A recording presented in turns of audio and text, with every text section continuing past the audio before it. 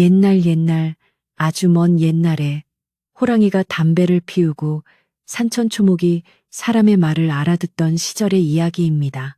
깊고 깊은 산골짜기 굽이굽이 돌아가면 맑은 시냇물이 휘감아 도는 양지 바른 곳에 평화로운 마을이 하나 자리 잡고 있었습니다. 그 마을 한가운데에는 으리으리한 소슬대문이 하늘 높은 줄 모르고 솟아 있었고, 담장 너머로는 사시사철 윤기가 흐르는 기와 지붕들이 겹겹이 들어차 있었습니다. 이곳은 바로 인근 고을에서 제일 가는 부자로 소문난 최진사의 댁이었는데, 곳간에는 뱁살이 섬으로 쌓이고 마당에는 기름진 가축들이 넘쳐나 남부러울 것이 없는 집안이었습니다. 이 집의 안주인인 윤씨 부인은 마음씨가 비단결처럼 곱고 어질기로 소문이 자자하여 마을 사람들의 칭송이 끊이지 않았습니다. 그녀는 아랫사람들을 대할 때에도 함부로 큰 소리를 내는 법이 없었으며, 배고픈 이가 찾아오면 따뜻한 밥 한 그릇을 대접해 보내는 덕이 높은 여인이었습니다. 윤씨 부인의 알뜰한 살림 솜씨 덕분에 최진사댁의 재산은 해가 갈수록 불어났고, 집안에는 언제나 온화한 기운이 감돌아 웃음소리가 담장을 넘어 마을 어귀까지 퍼져나가곤 했습니다. 최진사 또한 젊은 시절에는 글 읽기를 좋아하고 아내를 아끼는 선비였기에 부부의 금슬은 마치 원앙과도 같아 보는 이들을 흐뭇하게 만들었습니다. 그러나 사람의 마음이란 흐르는 물과 같아서 한결같기가 어렵고, 평온한 호수에도 돌이 던져지면 파문이 일기 마련입니다. 어느 해 봄바람이 살랑살랑 불어와 사람들의 마음을 들뜨게 하던 때, 최진사는 한양으로 볼일을 보러 갔다가 그만 돌아오지 말아야 할 길을 걷고 말았습니다. 화려한 도성의 불빛과 흥청거리는 가락에 취해 며칠을 보내던 최진사는 우연히 기생 홍도를 만나게 되었는데, 그녀의 빼어난 미모와 교태는 순식간에 최진사의 혼을 쏙 빼놓기에 충분했습니다. 홍도는 마치 봄날의 아지랑이처럼 아른거리는 눈빛으로 최진사를 유혹했고, 그는 결국 집안의 법도와 아내에 대한 의리를 까맣게 잊은 채 그녀에게 깊이 빠져들고 말았습니다. 한양에서 돌아온 최진사의 옆에는 화려한 비단옷을 입고 여우처럼 눈꼬리가 올라간 홍도가 찰싹 달라붙어 있었습니다. 최진사는 윤씨 부인에게 홍도를 첩으로 드리겠다고 통보했고, 청천벽력 같은 소식에 윤씨 부인의 가슴은 무너져 내리는 듯했습니다. 하지만 법도가 엄한 양반가에서 남편의 뜻을 거스르기는 어려웠기에 윤씨 부인은 피눈물을 삼키며 홍도를 별채에 머물게 허락할 수밖에 없었습니다. 홍도가 들어온 날부터 최진사 댁에 맑았던 공기는 탁해지기 시작했고, 안채와 별채 사이에는 보이지 않는 차가운 바람이 불기 시작했습니다. 홍도는 겉으로는 윤씨 부인을 깍듯이 모시는 척했지만 속으로는 안방마님 자리를 차지하려는 시커먼 욕심을 품고 있었습니다. 그녀는 최진사가 퇴청하여 돌아오면 갖은 애교와 교태로 그의 눈과 귀를 가렸고, 밤마다 베갯머리 송사를 통해 윤씨 부인을 헐뜯기 시작했습니다. 처음에는 홍도의 말을 귀담아 듣지 않던 최진사도 매일같이 반복되는 달콤한 속삭임과 교묘한 이간질에 조금씩 마음이 흔들리기 시작했습니다. 홍도는 윤씨 부인이 아랫사람들에게 너무 엄격하다거나 뒤에서 최진사의 흉을 본다는 등의 사소한 거짓말들을 늘어놓으며 두 사람 사이를 벌려놓았습니다. 계절이 바뀌어 찬바람이 불기 시작할 무렵, 최진사는 이제 안채에는 발걸음조차 하지 않고 오로지 별채에서 홍도와 희희낙낙하며 세월을 보냈습니다. 윤씨 부인은 밤마다 독수공방하며 외로움을 달래야 했지만 흐트러짐 없는 자세로 집안의 대소사를 챙기며 묵묵히 자신의 자리를 지켰습니다. 그녀는 남편의 마음이 언젠가는 다시 돌아올 것이라 믿으며 새벽마다 정화수를 떠놓고 남편의 건강과 집안의 평안을 비는 기도를 올렸습니다. 그러나 홍도의 탐욕은 끝이 없어서 단순히 최진사의 사랑을 독차지하는 것만으로는 만족하지 못하고 집안의 모든 권력을 손에 넣고자 했습니다. 홍도가 가장 탐을 낸 것은 바로 집안의 곳간 열쇠와 재물을 관리하는 권한이었습니다. 그녀는 최진사에게 형님은 너무 고지식하여 재물을 불릴 줄 모르니 제가 맡아서 관리하면 지금보다 훨씬 더 큰 부자가 될 수 있다고 꼬드겼습니다. 이미 홍도의 치마폭에 쌓여 판단력이 흐려진 최진사는 윤씨 부인을 찾아가 곳간 열쇠를 내놓으라고 으름장을 놓았습니다. 하지만 윤씨 부인은 집안의 질서와 법도를 지키기 위해 이를 단호하게 거절하며 첩실이 안살림을 주관하는 것은 있을 수 없는 일이라며 남편을 타일렀습니다. 이에 앙심을 품은 홍도는 윤씨 부인을 이 집에서 완전히 몰아내기 위한 무서운 계략을 꾸미기 시작했습니다. 홍도는 며칠 동안 시름시름 앓는 척하며 곡기를 끊었고 최진사가 걱정되어 물으면 형님께서 저를 구박하여 밥에 돌을 섞고 저주를 퍼부으니 무서워서 살 수가 없다며 거짓 눈물을 흘렸습니다. 최진사는 그 말을 곧이곧대로 믿고 윤씨 부인을 찾아가 고래고래 소리를 지르며 행패를 부렸지만 윤씨 부인은 억울함을 호소할 뿐 변명하지 않았습니다. 최진사의 분노는 날이 갈수록 커져만 갔고 집안 하인들조차 홍도의 눈치를 보며 윤씨 부인을 멀리하기 시작했습니다. 그러던 어느 날 홍도는 최진사 댁에 갑오로 내려오는 귀한 옥 놀이개를 몰래 훔쳐 자신의 옷장 깊숙한 곳에 숨겨두었습니다. 그리고는 며칠 뒤 짐짓 놀란 표정으로 최진사에게 달려가 대감마님, 큰일 났습니다. 집안의 귀한 보물이 사라졌다는 소문이 돕니다라고 고자질했습니다. 최진사가 급히 안채로 달려가 장롱을 뒤져보니 과연 대대로 내려오던 옥놀이개가 감쪽같이 사라지고 없었습니다. 최진사는 불같이 화를 내며 집안의 모든 하인을 불러 모아 문초를 시작했지만 놀이개 행방은 묘연하기만 했습니다. 이때를 틈타 홍도는 은밀한 목소리로 최진사에게 다가가 속삭였습니다. 대감, 사실은 제가 며칠 전 밤에 우연히 보았습니다. 형님께서 낯선 사내에게 담장 너머로 무언가를 건네주는 것을 말입니다. 설마 그 귀한 놀이개를 외간 남자에게 정표로 준 것은 아니겠지요? 최진사는 그 말을 듣는 순간 이성이 마비되는 듯한 충격을 받았습니다. 정숙하기로 소문난 아내가 외간 남자와 통정을 하고 갑오까지 넘겼다니 이는 도저히 용납할 수 없는 배신이었습니다. 홍도의 새빨간 거짓말은 의심의 불길에 기름을 부은 격이 되었습니다. 최진사는 당장 윤씨 부인을 마당으로 끌어내라고 호통을 쳤고 영문도 모른 채 끌려 나온 윤씨 부인은 남편의 서슬 퍼런 분노 앞에 무릎을 꿇었습니다. 최진사는 다짜고짜 놀이개를 누구에게 주었냐며 추궁했고 윤씨 부인은 결백을 주장하며 하늘에 맹세코 그런 일이 없다고 눈물로 호소했습니다. 하지만 이미 눈과 귀가 멀어버린 최진사에게 윤씨 부인의 호소는 변명으로밖에 들리지 않았습니다. 그는 몽둥이를 들고 마당을 뛰어다니며 집안이 떠나가라 소리를 질렀고 공포에 질린 하인들은 고개를 숙인 채 벌벌 떨 뿐이었습니다. 네가 감히 내 얼굴에 먹칠을 하고 조상의 물건을 외간놈에게 넘기다니 내 너를 더 이상 아내로 인정할 수 없다. 최진사의 고함 소리가 온 마을을 뒤흔들었습니다. 윤씨 부인은 대감, 제발 이성을 찾으십시오.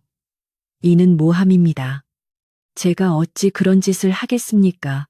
라며 남편의 바짓가랑이를 잡고 매달렸습니다. 그러나 별채 문틈으로 이 광경을 지켜보던 홍도는 회심의 미소를 지으며 자신의 승리를 확신했습니다.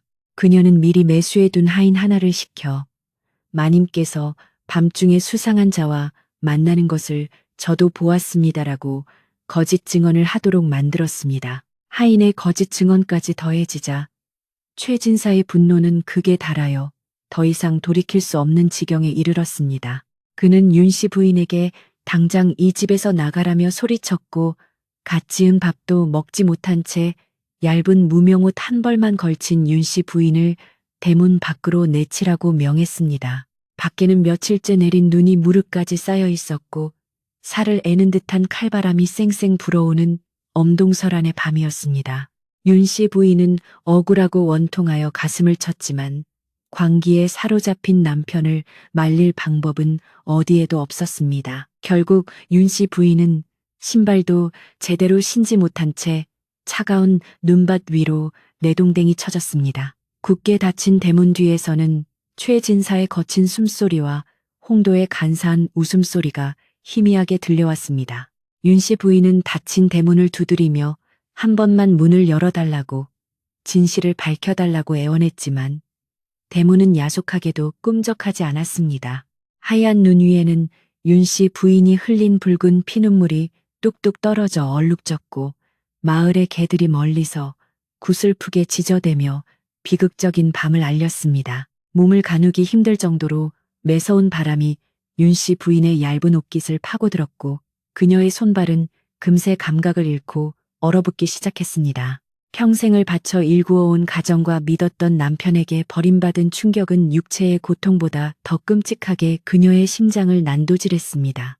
윤씨 부인은 휘청거리는 다리를 이끌고 마을 어귀를 향해 정처 없이 걸음을 옮겼지만 갈 곳 없는 그녀의 발길이 닿을 곳은 어디에도 없었습니다.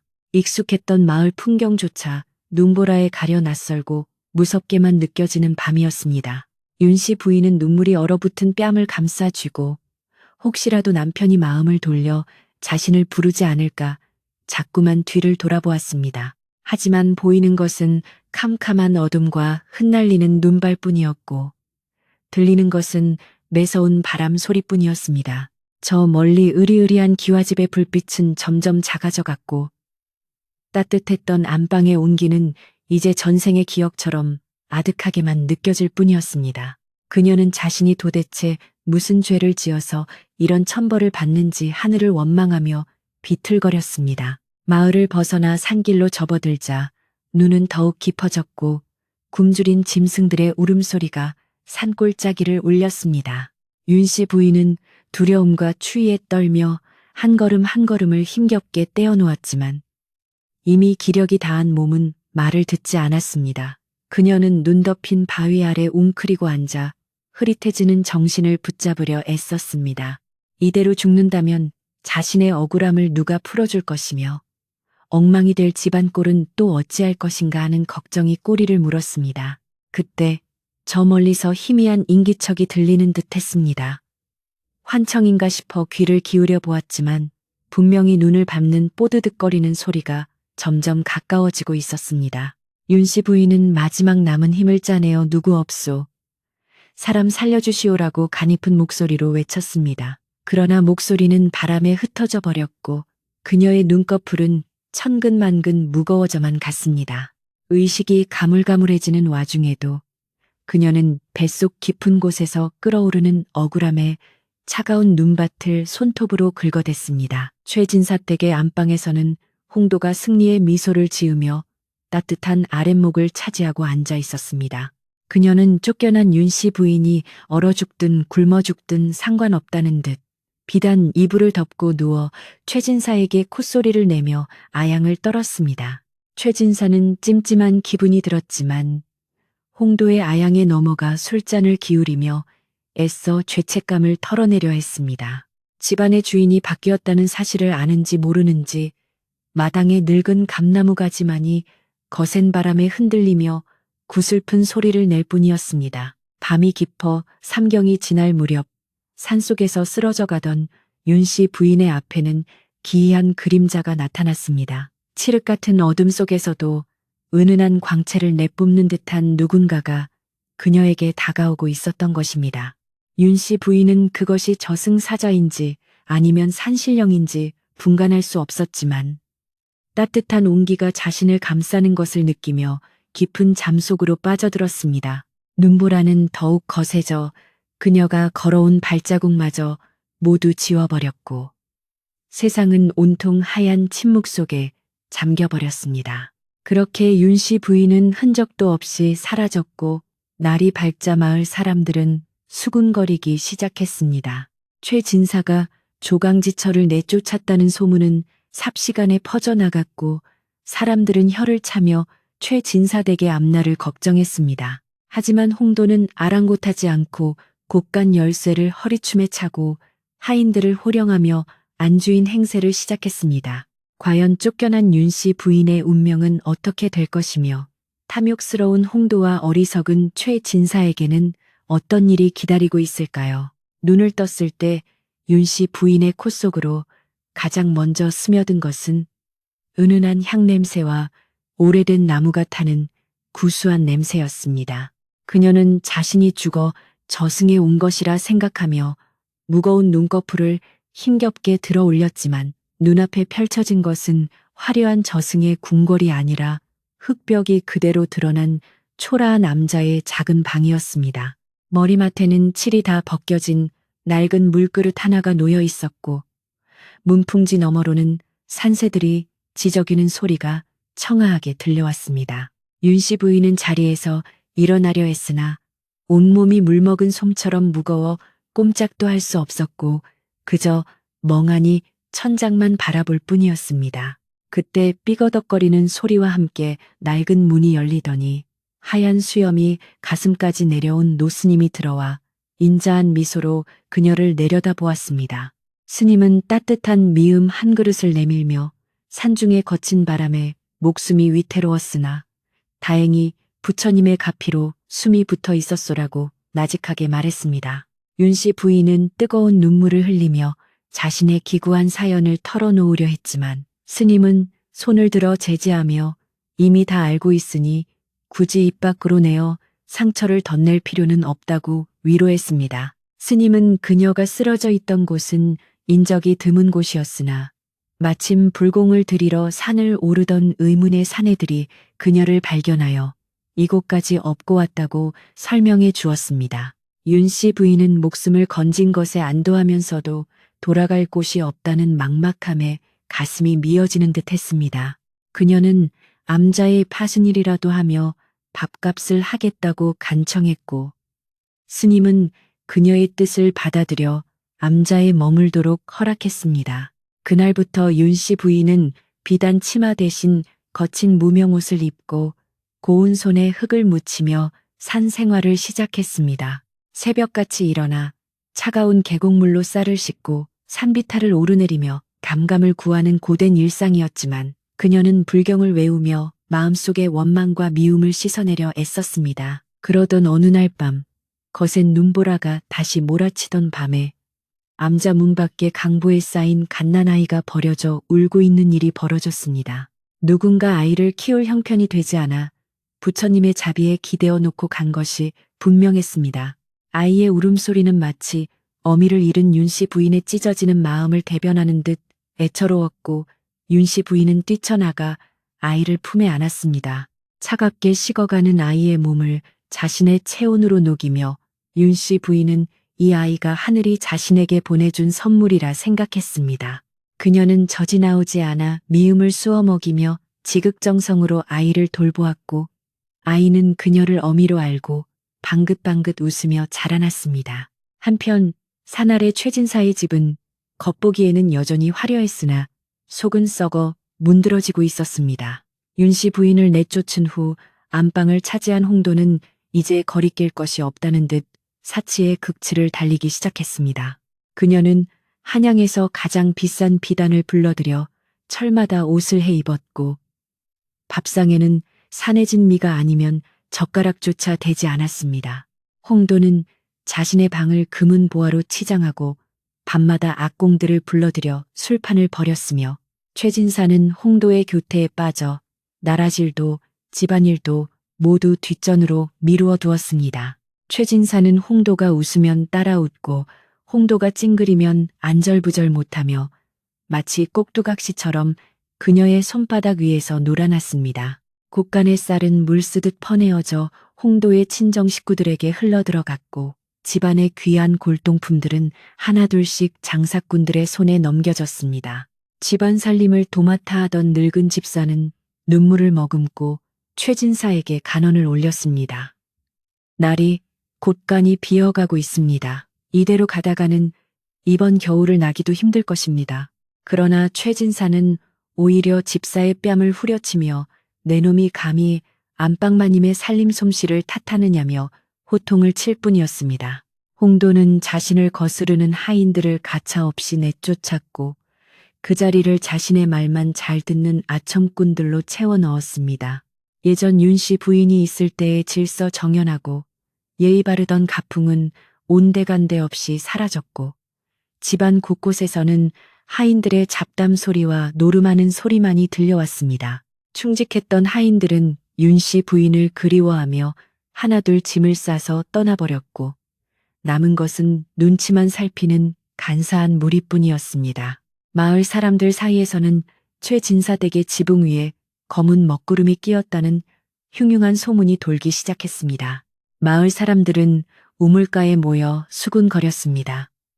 에세, 조강지처를 버리고 잘되는 집안 못 봤다더니 최진사 댁도 이제 끝장이 났구먼. 그 여우 같은 첩이 들어오더니 멀쩡한 집안을 아주 쑥대밭으로 만들고 있어.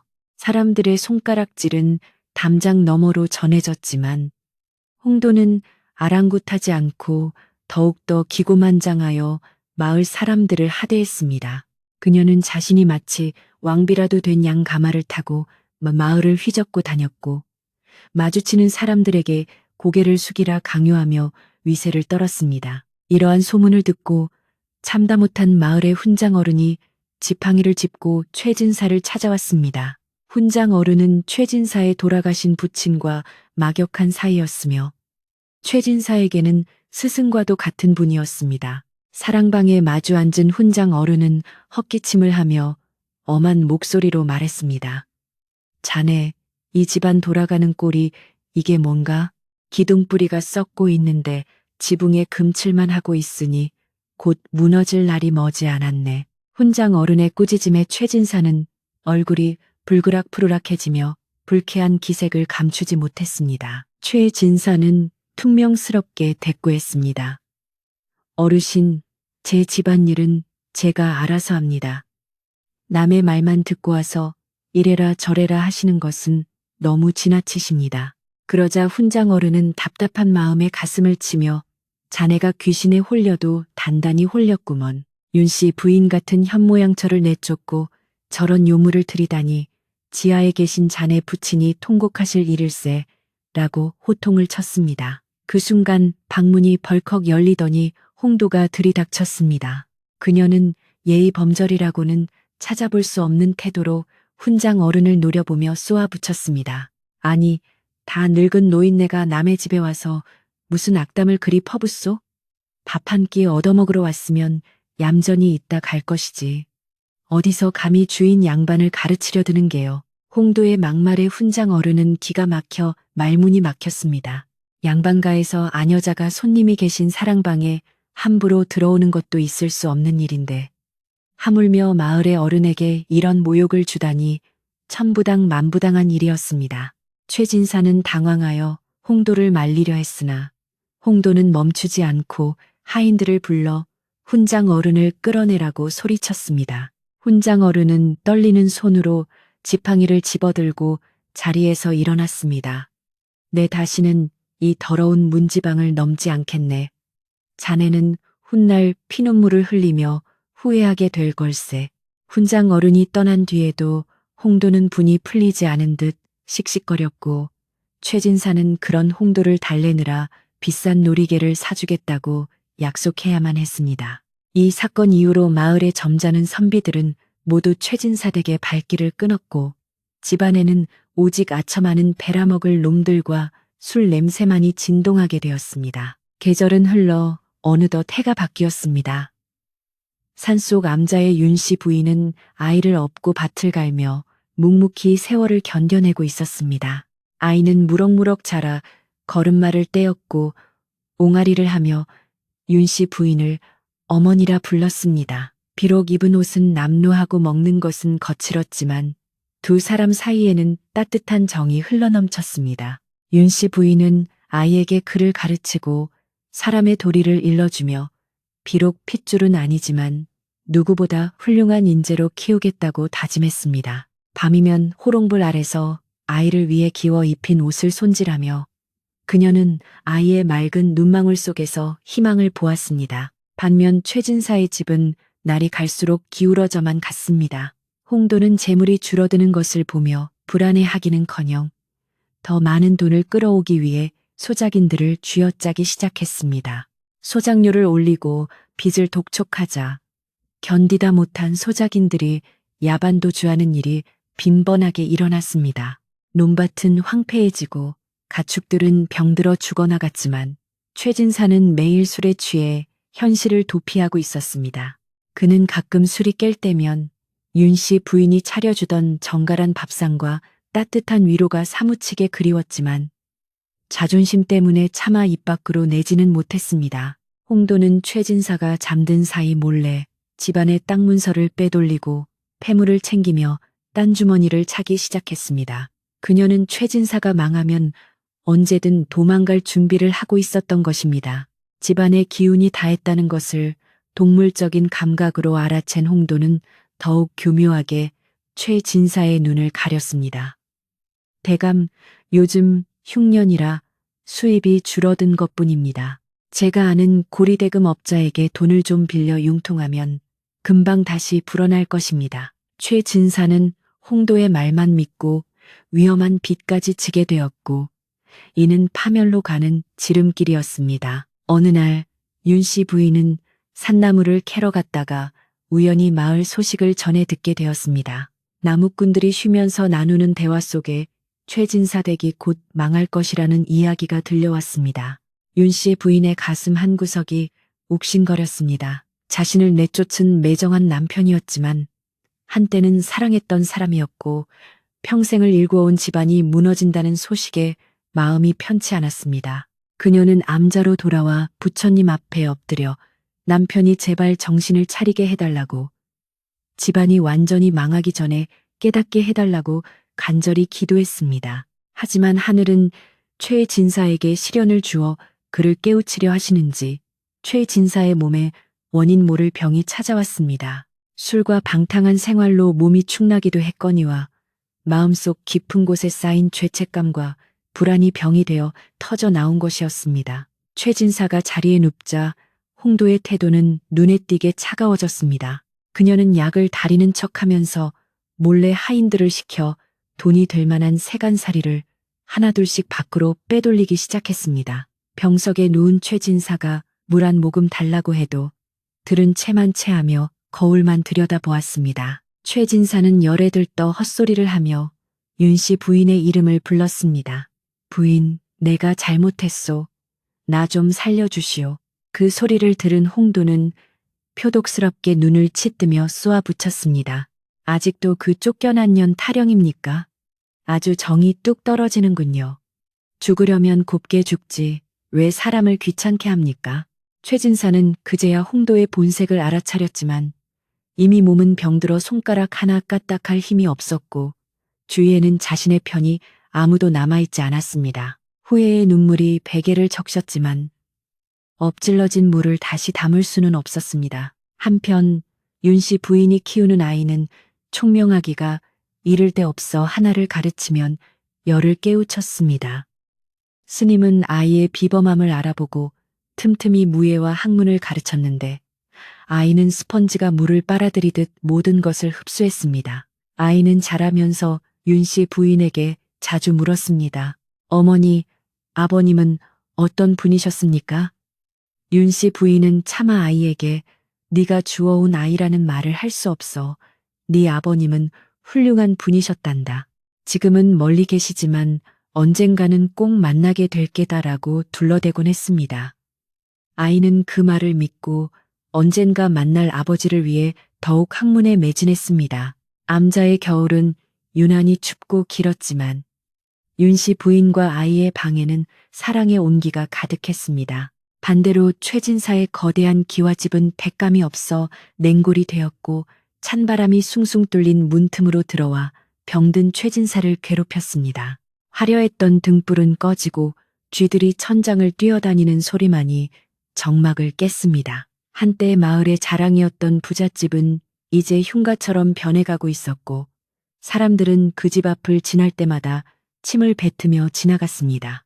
그러던 어느 날 밤 홍도는 최진사가 잠든 틈을 타 마지막 남은 폐물함과 땅 문서를 보자기에 싸서 야반도주를 감행했습니다. 그녀는 젊은 아이인 한 놈과 눈이 맞아 함께 도망치기로 약속했던 것입니다. 최진사는 새벽녘에 갈증을 느껴 잠에서 깼다가 텅 빈 옆자리와 열려진 장롱문을 보고 망연자실했습니다. 그는 비틀거리는 몸을 이끌고 밖으로 나갔지만 홍도의 흔적은 어디에도 없었습니다. 마당에 주저앉은 최진사는 하늘을 향해 울부짖었지만 돌아오는 것은 텅 빈 메아리뿐이었습니다. 이제 최진사에게 남은 것은 빚쟁이들의 독촉과 병든 몸뚱아리뿐이었습니다. 그는 끼니조차 잊기 힘들어 구걸하는 처지로 전락했고 마을 사람들은 인과응보라며 그를 비웃었습니다. 윤씨 부인이 정성스레 가꾸었던 정원은 잡초로 뒤덮였고 소슬대문은 기울어져 당장이라도 무너질 것 같았습니다. 최진사는 그제야 자신이 얼마나 큰 죄를 지었는지, 윤씨 부인이 얼마나 소중한 존재였는지 뼈저리게 깨달았습니다. 하지만 운명의 수레바퀴는 멈추지 않고 굴러가고 있었습니다. 산속에서 자란 아이는 어느덧 늠름한 소년이 되었고 그의 눈빛에는 범상치 않은 기운이 서려 있었습니다. 스님은 윤씨 부인을 불러 이제 이 아이를 더 넓은 세상으로 보낼 때가 되었습니다. 이 아이에게는 큰 뜻이 숨겨져 있으니 한양으로 보내 학문을 닦게 하십시오. 라고 조언했습니다. 윤씨 부인은 아이를 떠나보내기 싫었지만 아이의 장례를 위해 눈물을 머금고 허락했습니다. 이것이 훗날 엄청난 반전을 가져올 줄은 꿈에도 모른 채 윤씨 부인은 아이의 짐을 싸기 시작했습니다. 10년이라는 세월은 흐르는 물과 같아서 덧없기도 하고 무심하기도 하게 지나갔습니다. 강산이 한번 변한다는 그 긴 시간 동안 산골 마을의 풍경도 사람들의 주름살도 많이 달라져 있었습니다. 봄이면 진달래가 흐드러지게 피고 가을이면 단풍이 온 산을 붉게 물들이는 자연의 섭리는 변함이 없었으나 그 속에서 살아가는 사람들의 사연은 더욱 깊어지고 복잡해졌습니다. 윤씨 부인이 거처하던 산속 암자의 낡은 기와에는 푸른 이끼가 더욱 두텁게 내려앉았고 마당 한 구석에 심어놓은 매화나무는 어느새 굵은 가지를 뻗어 고고한 자태를 뽐내고 있었습니다. 윤씨 부인의 머리카락에도 어느덧 하얀 서리가 내려앉아 희끗희끗해졌지만 그녀의 눈빛만은 예전보다 더욱 깊고 맑아져 마치 세상을 통달한 도인과도 같았습니다. 윤씨 부인이 눈보라치던 밤에 거두어들인 아이는 어느덧 헌원장부가 되어 암자를 떠난 지 오래되었습니다. 스님의 주선으로 한양의 저명한 학자 밑으로 공부를 하러 떠난 아이는 떠나는 날 윤씨 부인에게 큰 절을 올리며 어머니, 제가 반드시 성공하여 어머니의 은혜에 보답하고 눈물을 닦아드리겠습니다. 라고 굳게 약속했었습니다. 윤씨 부인은 아이가 떠난 뒤 허전한 마음을 달길 길이 없어 매일 법당에 엎드려 아이의 안녕과 출세를 비는 기도를 올렸습니다. 그녀의 무릎은 굳은 살이 박여 딱딱해졌고 합장한 손바닥은 마를 날이 없었으나 자식을 향한 어미의 정성은 하늘에 닿을 듯 지극하였습니다. 반면 산 아래 최진사의 집은 이제 흉물스러운 폐가나 다름없이 변해버렸습니다. 홍도가 모든 재물을 챙겨 야반도 주한 뒤 최진사는 충격과 배신감에 몸져 누워 한동안 일어나지 못했습니다. 빚쟁이들이 들이닥쳐 남은 세간살이마저 모두 가져가 버렸고 넓은 기와집은 텅 비어 쥐들이 주인 노릇을 하는 처량이 신세가 되었습니다. 화려했던 단청은 비바람에 씻겨 빛이 바랬고 담장은 곳곳이 무너져 내려 동네 개들이 제 집처럼 드나들었습니다. 한때는 고을 원임도 부러워하지 않던 부자였던 최진사가 이제는 동네 아이들의 놀림감이 되어버린 현실은 인생무상의 표본과도 같았습니다. 최진사는 병든 몸을 이끌고 간신히 하루하루를 연명하고 있었습니다. 끼니를 챙겨줄 사람 하나 없는 그는 마을 사람들이 혀를 차며 던져주는 식은 밥덩이나 시래기죽으로 겨우 허기를 채웠습니다. 추운 겨울밤이면 구멍 뚫린 문풍지 사이로 들어오는 칼바람에 온몸을 떨며 그는 집단 속에 파묻혀 옛날을 회상하곤 했습니다. 따뜻한 아랫목에서 윤씨 부인이 차려주던 기름진 밥상과 정갈한 의복, 그리고 그녀의 온화한 미소가 사무치게 그리워질 때마다 그는 가슴을 치며 통곡했습니다. 내가 미쳤지. 내가 귀신에 홀렸어. 그 귀한 사람을 내 손으로 내치고 이런 꼴을 당하다니. 후에는 아무리 빨라도 늦다는 옛말처럼 최진사의 뒤늦은 참회는 되돌릴 수 없는 메아리가 되어 흩어졌습니다. 그는 때때로 헛것을 보기도 했는데 홍도가 나타나 자신을 비웃으며 손가락질을 하거나 윤씨 부인이 피눈물을 흘리며 서 있는 환영에 시달렸습니다. 그럴 때마다 최진사는 부인, 잘못했소. 나를 용서하시오라고 허공에 대고 빌었지만 돌아오는 것은 자신의 초라한 목소리뿐이었습니다. 마을 사람들은 최진사가 미쳐간다고 수군거렸고 개중에는 인과응보가 따로 없다며 고소해야 하는 이들도 있었습니다.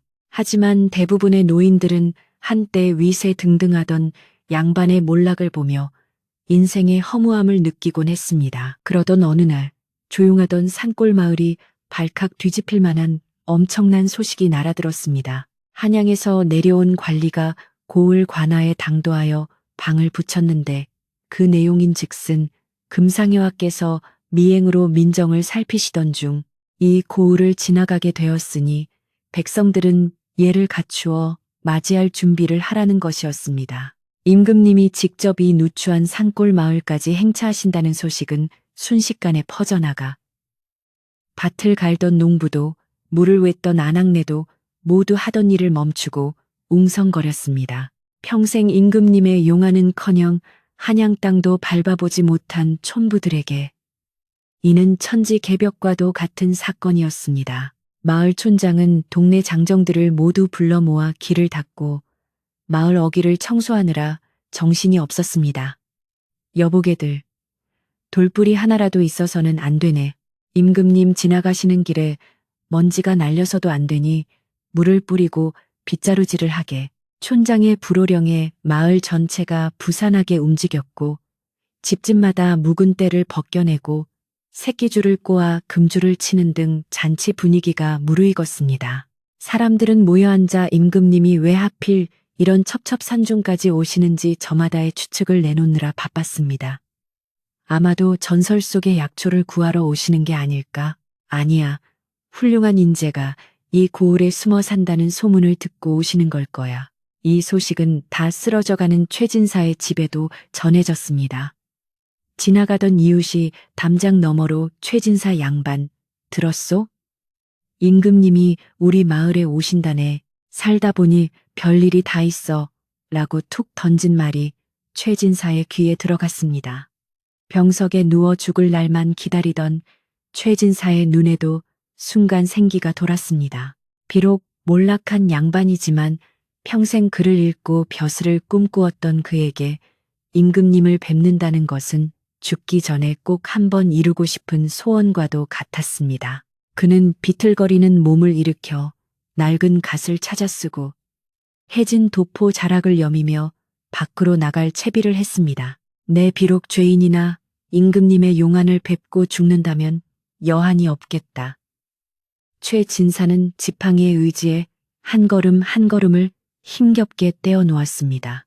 마을 어귀에는 이미 수많은 인파가 몰려들어 북새통을 이루고 있었습니다. 알록달록한 깃발이 나부끼고 풍악 소리가 울려 퍼지는 가운데 사람들의 얼굴에는 호기심과 기대감이 가득 차 있었습니다. 최진사는 사람들 틈에 끼어 자리를 잡으려 했으나 냄새나고 초라한 그를 본 사람들은 코를 막으며 저리 가시오.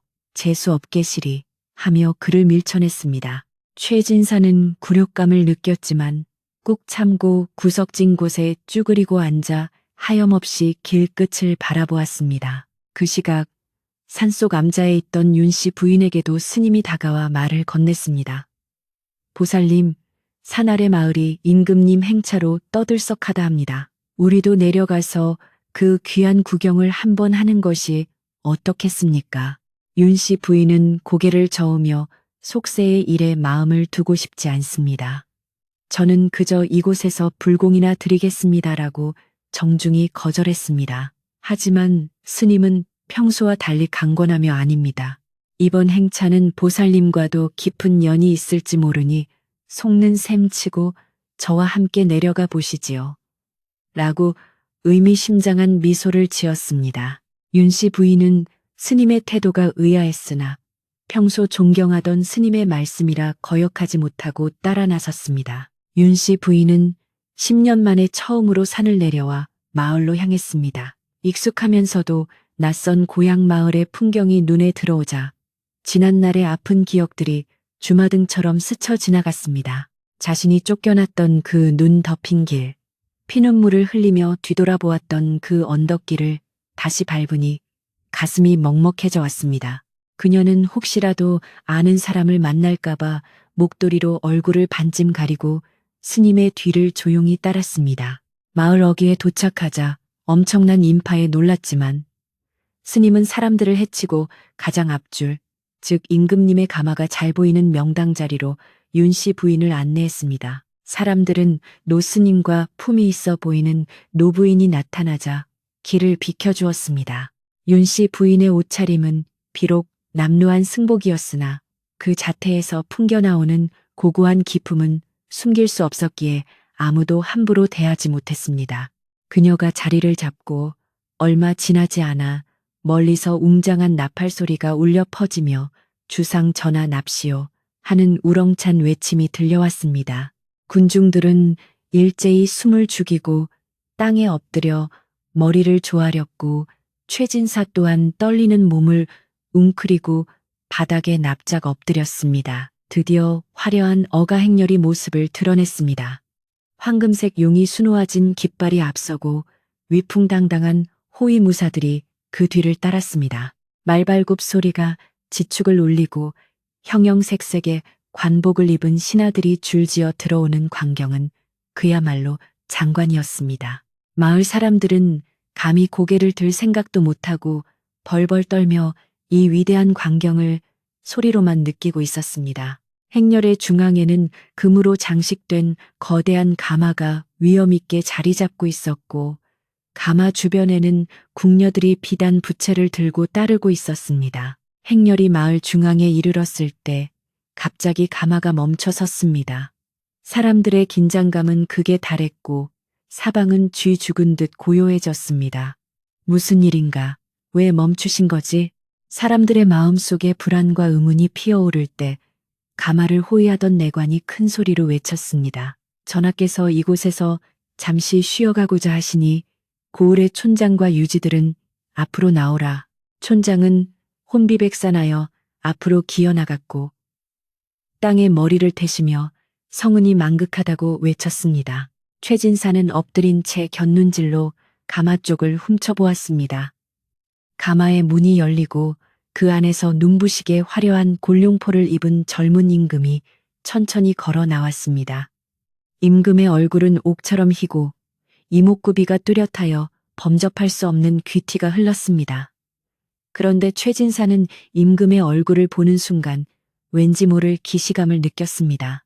어디선가 본 듯한 아주 낯익은 느낌이 뇌리를 스쳤지만 도저히 기억해낼 수가 없었습니다. 내가 망령이 들었나 감히 지존의 용안을 보고 아는 사람이라 생각하다니. 최진사는 고개를 세차게 흔들며 다시 바닥을 보았습니다. 임금은 촌장의 인사를 받는 둥 마는 둥 하더니 시선을 돌려 군중들을 훑어보기 시작했습니다.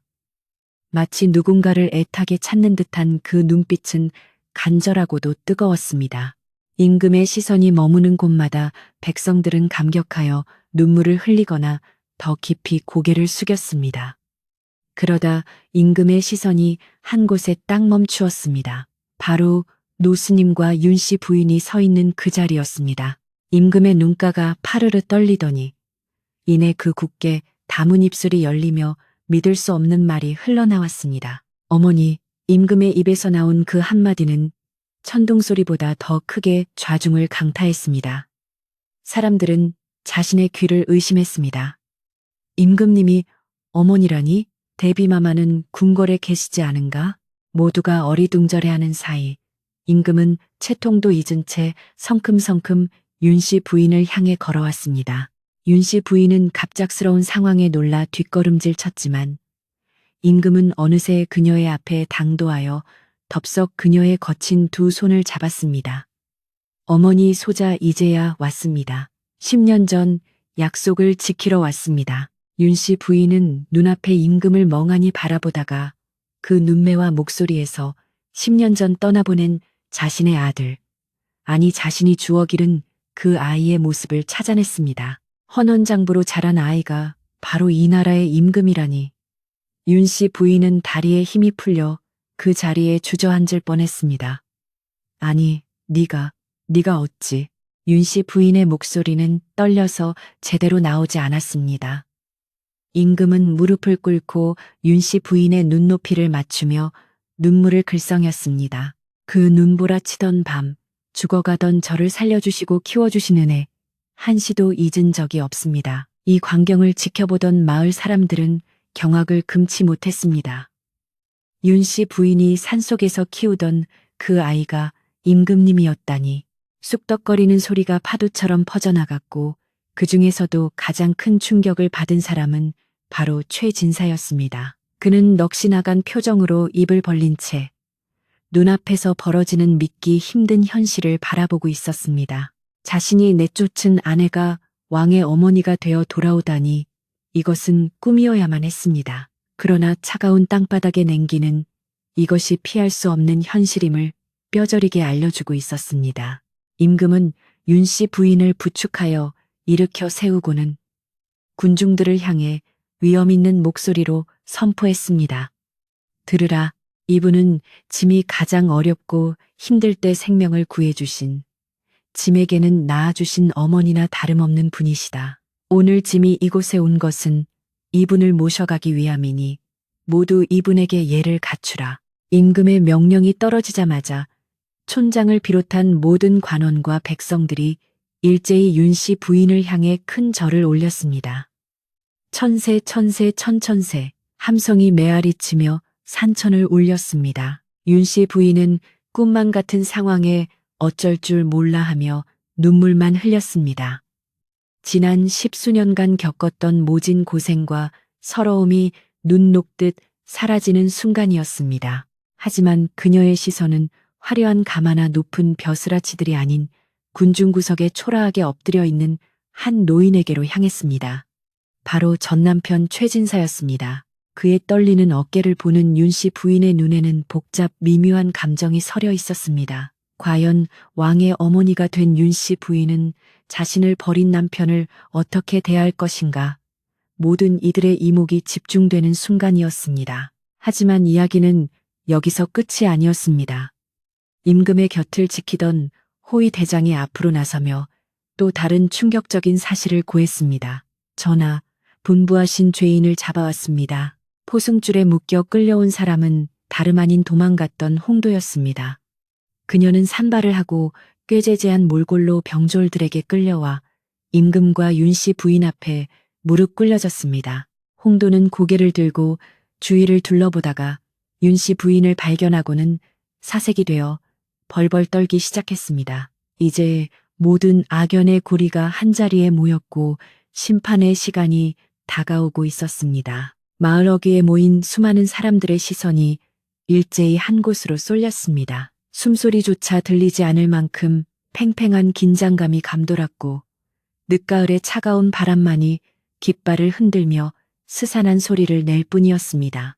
임금은 골룡포 자락을 휘날리며 위험 있는 표정으로 포승줄에 묶인 홍도를 내려다 보았습니다. 홍도는 감히 고개를 들지 못한 채 부들부들 떨고 있었는데 그 모습이 마치 도간에 든 쥐와 같았습니다. 임금의 눈빛은 서리발처럼 차가웠으나 그 이면에는 지난 세월 어머니가 흘린 눈물을 닦아주겠다는 뜨거운 효심이 불타오르고 있었습니다. 임금은 천천히 입을 열어 우렁찬 목소리로 죄를 물었습니다. 너는 듣거라. 이 여인이 누구인지 아느냐? 바로 이 고을에서 가장 덕이 높고 어진 분이자 짐에게는 생명의 은인인 윤 씨 부인이시다. 네가 탐욕에 눈이 멀어 흉계를 꾸미고 죄 없는 조강지처를 엄동설안에 내쫓아 죽음으로 몰아넣으려 했던 사실을 하늘이 알고 땅이 알거늘 어찌 감히 하늘을 우러러 부끄럽지 않다 할 수 있겠느냐. 임금의 호통 소리에 홍도는 비명을 지르며 땅에 머리를 때렸습니다. 그녀는 살려달라고 애원했지만 이미 드러난 죄악은 가려질 수 없었습니다. 홍도는 마지막 발악이라도 하듯 억울함을 호소하려 했습니다. 전하, 억울하옵니다. 저는 그저 주인의 사랑을 받고자 했을 뿐 내쫓은 것은 제가 아니오라. 최진사 영감이옵니다. 모든 것은 영감의 탓이지 제 탓이 아니옵니다. 그녀는 자신의 죄를 조금이라도 덜어보려 옛 정인인 최진사에게 모든 책임을 떠넘기려 했습니다. 그 추악한 모습을 지켜보던 마을 사람들은 혀를 찾고 구석에 엎드려 있던 최진사는 배신감에 치를 떨었습니다. 사랑이라 믿었던 여인이 자신의 목숨을 부지하기 위해 자기를 팔아넘기는 꼴을 보자 최진사의 가슴은 갈기갈기 찢어지는 듯했습니다. 임금은 홍도의 변명에 더욱 크게 노하여 손을 들어 제지했습니다. 닥쳐라. 내 입에서 나오는 말은 모두 뱀의 혀와 같이 간사하구나. 네가 최진사의 눈과 귀를 가리고 집안의 가보를 훔쳐 모함을 씌운 것을 짐이 모를 줄 알았더냐. 짐이 어렸을 적 어머니의 품에서 잠들 때 어머니께서 흘리시던 한 맺힌 눈물을 보며 자랐다. 내 죄는 능지처참에 해당하나 오늘 어머니와 재회하는 기쁜 날의 피를 보고 싶지 않으니 너를 이 고을에서 영원히 추방하노라. 다시는 사람의 탈을 쓰고 이 땅에 발을 붙이지 못할 것이다. 임금의 추상 같은 판결이 떨어지자 호위 무사들은 즉시 홍도를 끌어냈습니다. 홍도는 비단 옷이 찢어지고 신발이 벗겨진 채 질질 끌려가면서도 악을 썼지만 마을 사람들은 누구 하나 동정의 눈길을 보내지 않았습니다. 오히려 사람들은 아이고 속 시원하다. 천벌을 받은 게지 하며 손가락질을 퍼부었습니다. 화려했던 홍도의 시절은 흙먼지 속에 처참하게 무너져 내렸고 그녀의 욕심이 쌓아올린 모래성은 파도처럼 밀려온 진실 앞에 흔적도 없이 사라져 버렸습니다. 홍도가 끌려간 뒤 광장에는 다시 무거운 침묵이 흘렀습니다. 이제 남은 것은 최진사였습니다. 임금은 천천히 고개를 돌려 구석에 웅크리고 있는 최진사를 바라보았습니다. 최진사는 앞으로 나오라. 임금의 낮지만 힘있는 목소리가 광장에 울려 퍼졌습니다. 최진사는 마치 사형 선고를 받은 죄수처럼 비틀거리며 기어 나왔습니다. 낡고 해진 도포 자락은 흙투성이가 되어 있었고 앙상하게 마른 얼굴에는 공포와 회한이 뒤섞여 있었습니다. 그는 윤씨 부인과 임금 앞에 납작 엎드려 감히 고개를 들지 못했습니다. 고개를 들어 나를 보라. 임금의 명예 최진사는 덜덜 떨며 고개를 들었습니다. 눈앞에 서 있는 젊은 왕의 얼굴에서 그는 어렴풋이 자신이 내쫓았던 윤씨 부인했음은 시절 모습과 겹쳐지는 기품을 느꼈습니다. 하지만 왕은 최진사의 핏줄이 아니었습니다. 왕은 최진사에게 물었습니다. 그대는 이 여인을 알아보겠느냐? 십수년을 하루같이 그대를 섬기고 집안을 일으켰으나 그대의 어리석음으로 인해 헌신짝처럼 버려진 그대의 아내다. 최진사의 눈에서 굵은 눈물방울이 뚝뚝 떨어져 땅을 적셨습니다. 전하, 죽을 죄를 지었습니다. 소인이 눈이 멀어 옥석을 구분하지 못하고 귀한 사람을 버리고 돌덩이를 취했습니다. 제 목을 베어 주시옵소서. 최진사는 오열하며 땅을 쳤습니다. 그의 통곡 소리는 듣는 이들의 가슴을 울릴 정도로 처절했습니다. 한때 마을의 제일 가는 부자였던 그의 몰락은 너무나도 비참했고 그 원인이 자신의 어리석음이었다는 사실이 그를 더욱 괴롭게 만들었습니다. 그는 윤씨 부인을 향해 손을 뻗으려다 차마 닿지 못하고 허공에서 손을 거두며 흐느꼈습니다. 임금은 차가운 표정으로 칼자루에 손을 올렸습니다. 그대의 죄는 홍도 못지않게 크다. 조강지처를 버린 죄, 집안을 망친 죄, 그리고 무엇보다 사람의 도리를 저버린 죄는 용서받기 힘들다. 내 오늘 어머니의 원한을 갚고 세상의 도리를 바로 세우고자 하니 그대는 각오하라. 임금의 서슬 퍼런 기세에 주변의 신하들과 마을 사람들은 모두 숨을 죽였습니다. 정말로 왕이 최진사를 베어버릴 것만 같은 긴박한 순간이었습니다. 최진사는 눈을 질끈 감고 다가올 죽음을 기다렸습니다. 그때였습니다. 줄곧 침묵을 지키던 윤 씨 부인이 조용히 앞으로 나서며 임금의 앞을 가로막았습니다. 주상 전하, 멈추어 주시옵소서. 윤 씨 부인의 목소리는 작았지만 단호했습니다. 임금은 놀란 눈으로 윤 씨 부인을 바라보았습니다. 어머니, 어찌하여 말리십니까? 이자는 어머니를 그토록 모질게 내쫓고 고통 속에 살게 한 장본인입니다. 제가 어머니를 대신하여 벌을 주려 하는데 어찌 막으십니까? 임금의 목소리에는 안타까움이 묻어났습니다. 윤 씨 부인은 천천히 무릎을 꿇고 임금의 옷자락을 잡았습니다. 전하, 지난 세월 제가 겪은 고통은 이루 말할 수 없으나 이 사람은 한때 제 하늘이었고 남편이었습니다. 비록 잠시 삿된 것에 홀려 실수를 저질렀으나 지금 저토록 뼈저리게 후회하고 있지 않습니까? 죽은 사람을 살릴 수는 없으나 산 사람을 용서하여 덕을 쌓는 것이 성군의 도리가 아니겠습니까? 윤 씨 부인의 말에는 깊은 연민과 자비가 담겨 있었습니다. 그녀는 자신을 버린 남편을 미워하기보다 늙고 병든 그를 불쌍히 여기는 마음이 더 컸던 것입니다. 어머니. 임금은 윤 씨 부인의 넓은 마음씨에 감복하여 말을 잇지 못했습니다. 자신을 죽음의 위기에서 구해준 것도 모자라 원수 같은 남편마저 용서하려는 그녀의 태도는 진정한 보살의 모습과 다름없었습니다. 윤 씨 부인은 계속해서 간청했습니다. 부디 저 늙은이를 불쌍히 여기시어 목숨만은 살려주십시오. 그가 남은 생을 참회하며 살 수 있도록 기회를 주시는 것이 저에게는 더 큰 효도입니다. 윤 씨 부인의 눈물 어린 호소에 마을 사람들 중에서도 훌쩍이는 이들이 생겨났습니다. 임금은 한참 동안 최진사를 내려다보았습니다. 그리고 잡고 있던 칼자루에서 손을 떼며 깊은 한숨을 내쉬었습니다. 어머니의 뜻이 정 그러하시다면 따르겠습니다. 하늘보다 높은 어머니의 덕에 감복하여 이자의 목숨을 살려두겠습니다. 임금의 말이 떨어지자 최진사는 믿기지 않는다는 표정으로 윤 씨 부인을 바라보았습니다. 자신이 그토록 모질게 대했건만 자신을 위해 목숨을 걸고 왕을 막아선 아내의 모습에 그는 부끄러움과 고마움으로 몸둘 바를 몰랐습니다. 임금은 다시 최진사를 향해 엄하게 명했습니다. 듣거라. 내 목숨은 내 것이 아니라 어머니께서 다시 주신 것이다. 너는 오늘부터 양반의 신분을 박탈당할 것이며 이 집의 주인은 다시 윤 씨 부인이 될 것이다. 너는 어머니의 하인처럼 곁에서 속죄하며 평생을 봉양하도록 하라.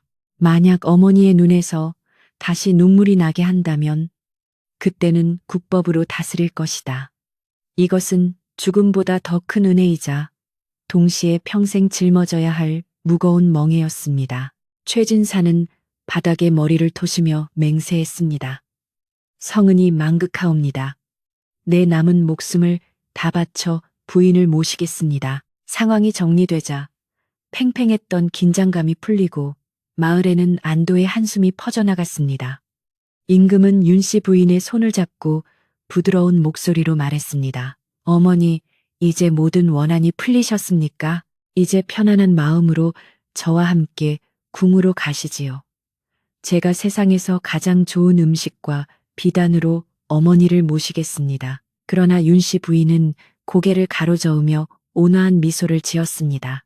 전하, 저는 화려한 궁궐보다 익숙한 이 흙내음이 좋습니다.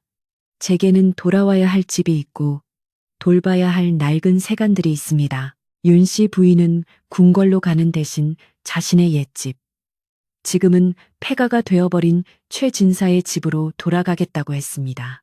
임금은 어머니의 소박한 뜻을 꺾을 수 없음을 알고 즉시 명을 내렸습니다. 여봐라, 당장 고을의 목수들과 일꾼들을 불러 모아라. 어머니께서 머무실 이 집을 예전보다 더 튼튼하고 따뜻하게 고쳐지어라. 곳간에는 쌀과 비단을 가득 채우고 뜰에는 꽃나무를 심어 어머니의 눈을 즐겁게 하라.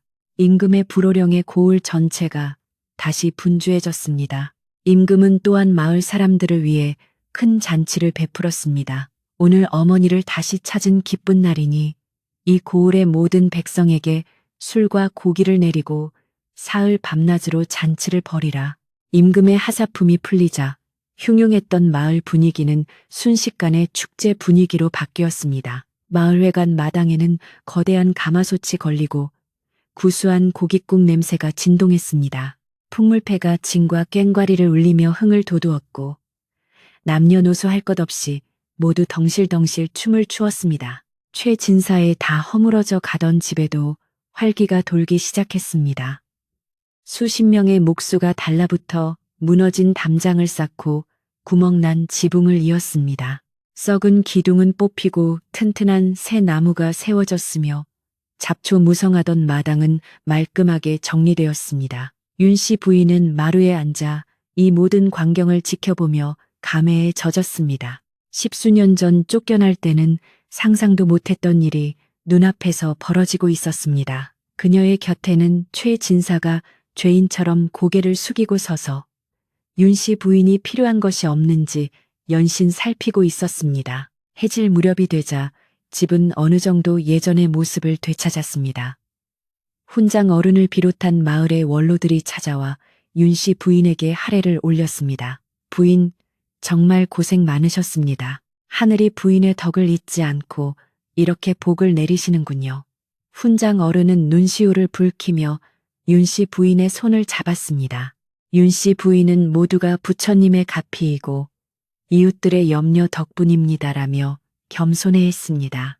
그녀의 얼굴에는 그 어떤 원망도 남아있지 않았고 오직 평온함만이 가득했습니다. 밤이 깊어가자 마을 곳곳에서는 웃음소리가 끊이지 않았습니다. 아이들은 배불리 먹고 뛰어다녔고 어른들은 술잔을 기울이며 오늘의 기적 같은 이야기를 나누느라 여념이 없었습니다. 거참, 세상에 이런 일이 다 있나. 거짓골로 나갔던 마님이 임금님 어머니가 되어 돌아오다니. 착하게 살면 복을 받는다는 말이 헛말이 아니었어.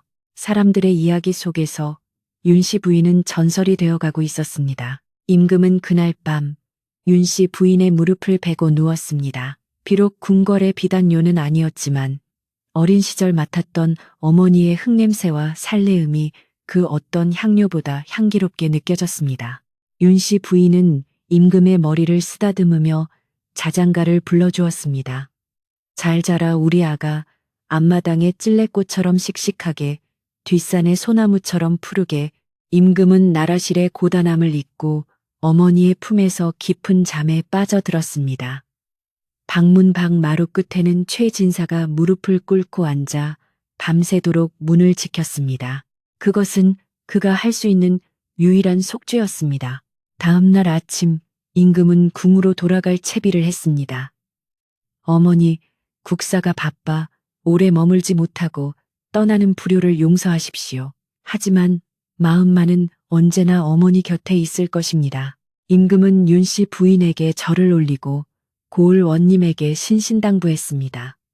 어머니를 내 친어머니처럼 모시라. 만약 어머니께 소홀함이 있다면 내 용서치 않으리라. 원님은 땅에 머리를 박고 맹세했습니다. 임금의 행렬이 떠나는 길, 윤씨 부인은 마을 어귀까지 배웅을 나갔습니다. 임금의 가마가 멀리 사라져 보이지 않을 때까지 손을 흔들던 윤씨 부인은 조용히 뒤에 서 있던 최진사를 돌아보았습니다. 최진사는 흠칫 놀라며 뒷걸음질 쳤지만 윤씨 부인은 부드러운 목소리로 그를 불렀습니다. 영감, 날이 찹니다. 그만 들어가십시다. 그 한마디에 최진사는 참았던 눈물을 터뜨리며 그 자리에 주저앉았습니다. 그것은 용서의 말이었고 다시 가족으로 받아주겠다는 허락이었습니다. 이렇게 마을에는 다시 평화가 찾아왔습니다. 하지만 예전과는 다른 평화였습니다. 홍도의 탐욕과 최진사의 오만함이 사라진 자리에는 윤씨 부인의 자애로움과 최진사의 참회가 채워졌습니다. 집안아인들도 다시 돌아왔고 국가는 임금이 내린 하사품으로 가득 찼지만 윤씨 부인은 그것을 쌓아두지 않고 가난한 이웃들에게 나누어 주었습니다.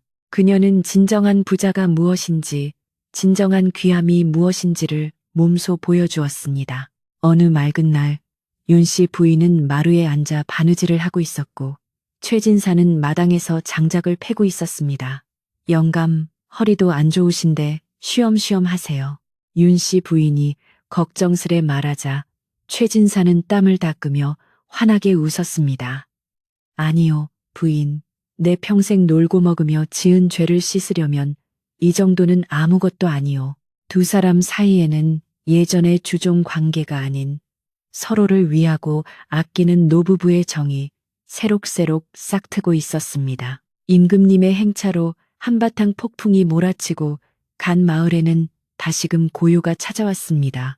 하지만 그 고요는 예전에 적막하고 쓸쓸하던 침묵이 아니라 속이 꽉 찬 열매처럼 단단하고 평온한 기운이 감도는 평화였습니다. 임금님께서 떠나시며 남기고 간 장인들과 목수들은 밤낮을 가리지 않고 최진사의 집을 수리하는데 매달렸습니다.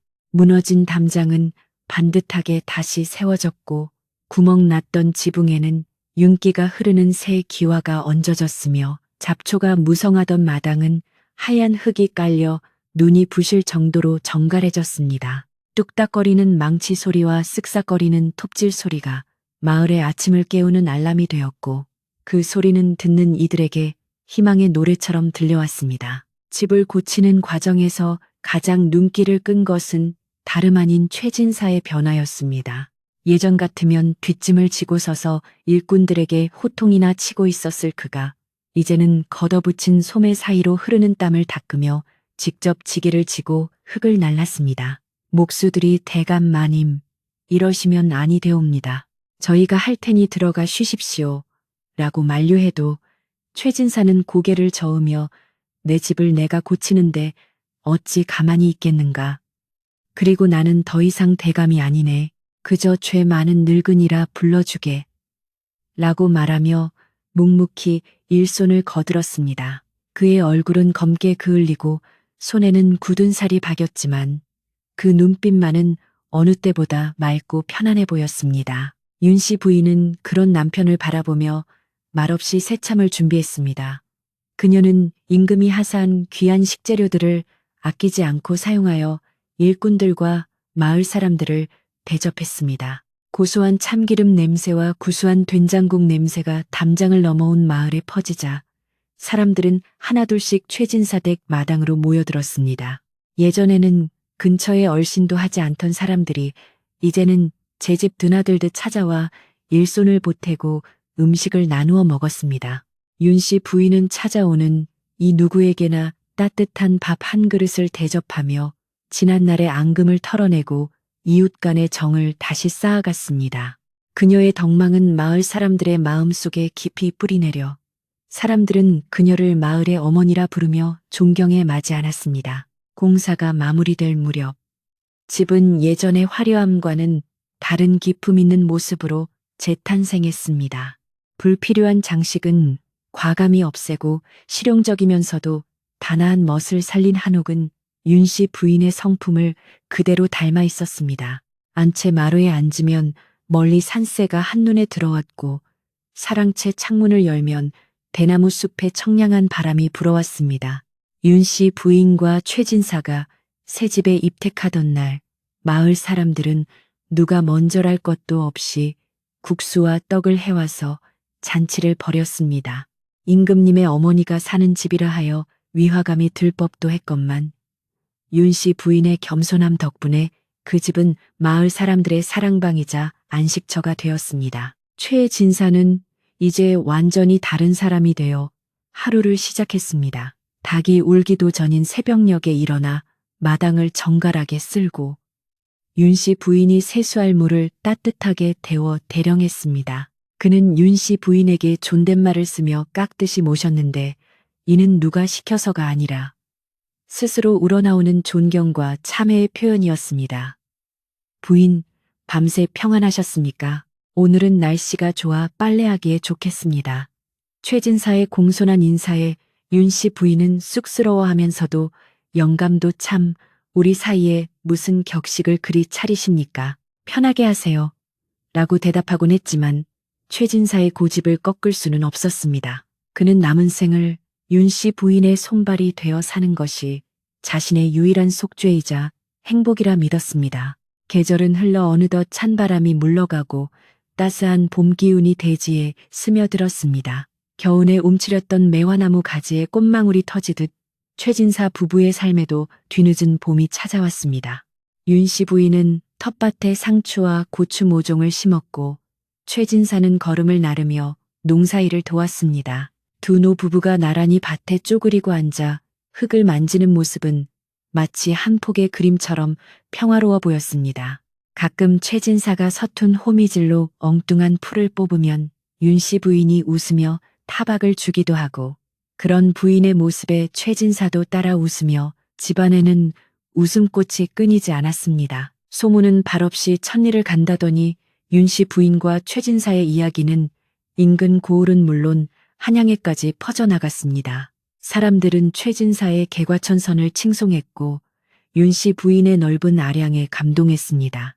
가끔 멀리서 구경을 오는 사람들도 있었지만 윤 씨 부인은 그들을 돌려보내지 않고 시원한 물 한 바가지라도 건네며 덕담을 나누었습니다. 사람이 살다 보면 실수도 하고 넘어지기도 하는 법이지요. 중요한 것은 다시 일어나 바른 길로 가는 것입니다. 윤 씨 부인의 소박한 한마디는 욕심에 눈먼 사람들에게 큰 깨달음을 주었고 많은 이들이 그녀의 집을 다녀가며 마음의 위로를 얻었습니다. 임금님께서는 약속대로 매달 사람을 보내어 어머니의 안부를 물었습니다. 궁궐에서 보낸 귀한 약재와 비단이 도착할 때마다 마을은 떠들썩해졌지만 윤 씨 부인은 그 물건들을 혼자 쓰지 않았습니다. 약재는 마을에 병든 노인들에게 나누어 주었고 비단은 혼례를 앞둔 가난한 처녀들에게 베어 주었습니다. 임금님께서 주신 것은 백성을 위해 쓰라는 뜻입니다. 윤 씨 부인의 나눔은 끝이 없었고 덕분에 이 산골 마을에는 굶는 이도 헐벗는 이도 없는 살기 좋은 곳이 되었습니다. 사람들은 임금님께 감사하면서도 그 덕을 베푸는 윤 씨 부인을 생불처럼 여겼습니다. 한편 마을에서 쫓겨난 홍도에 대한 소문도 바람결에 들려왔습니다. 그녀는 저 멀리 타국이나 다름없는 북쪽 변방의 장터에서 구걸하며 비참하게 살아가고 있다는 소식이었습니다.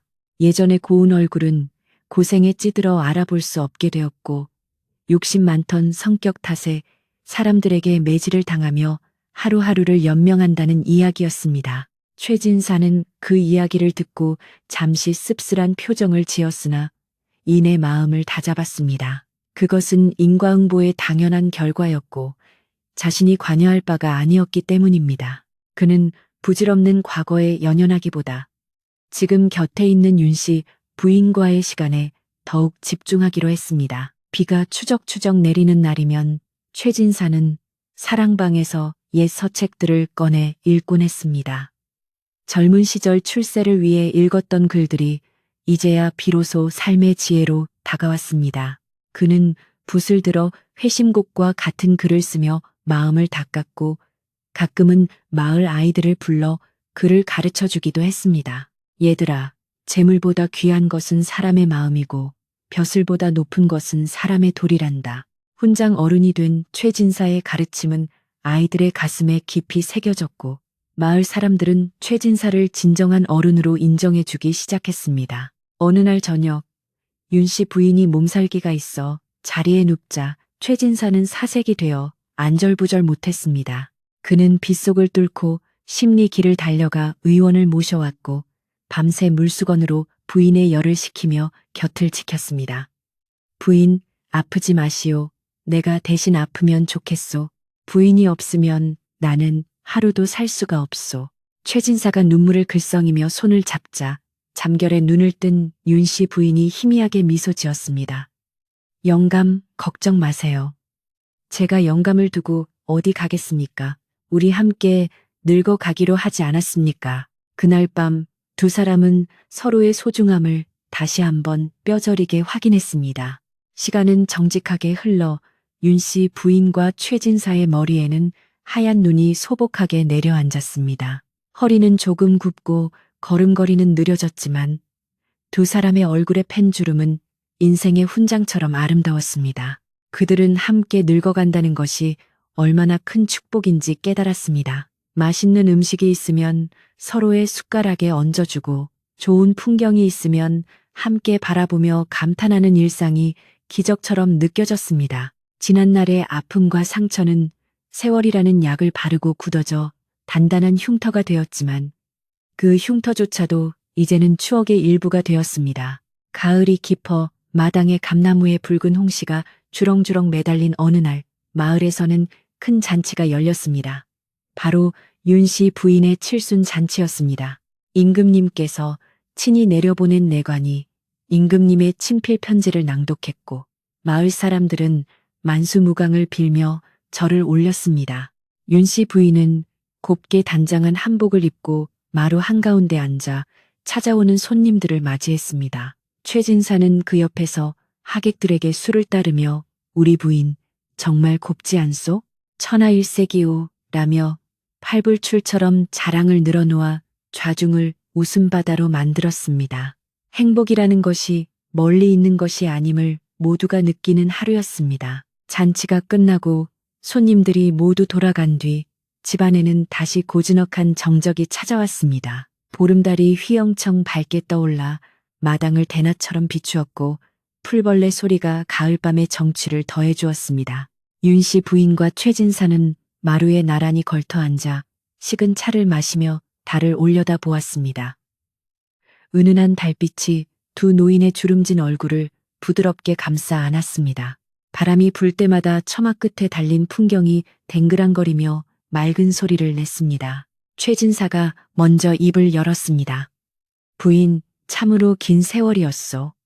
돌이켜보면 꿈만 같기도 하고 전생의 일 같기도 하오. 내 비록 젊은 날 큰 죄를 지었으나 말년에 이리 부인 곁에서 속죄하며 살 수 있으니 이보다 더 큰 복이 어디 있겠소. 최진사의 목소리는 물기를 머금고 떨렸습니다. 그는 진심으로 지나온 날들을 반추하며 지금의 평온함에 감사하고 있었습니다. 윤씨 부인은 조용히 고개를 끄덕이며 남편의 거친 손을 자신의 고운 손으로 덮어주었습니다. 영감, 지난 일은 다 흘러간 물입니다. 물은 흘러가야 맑아지는 법이지요.